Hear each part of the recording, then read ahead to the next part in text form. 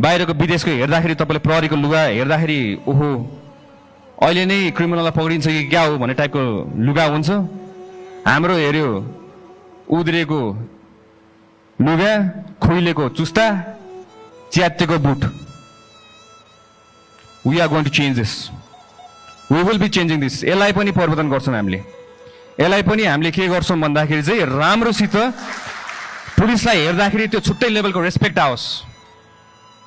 STF को पनि मैले हेरिरहेको छु, तपाईँको नर्मल जस्तो देखिरहेको छु मैले। त्यहाँ मेरो अगाडि हिँड्ने टिमहरू पनि अलि हेर्दाखेरि पनि हेरोस्, देखोस् न तपाईँको ओहो एसटिएफ खतरा पुलिसहरू रहेछ। उहाँहरू त fully trend, equipped.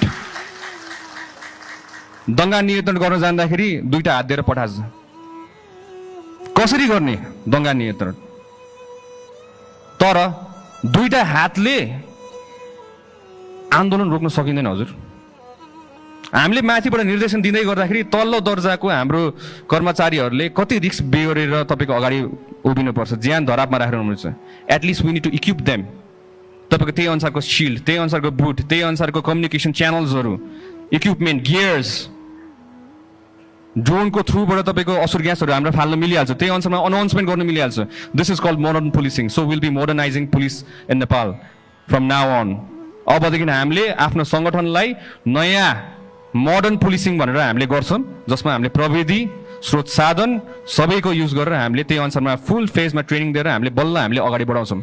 Without any shield no police is going to go to handle a riot.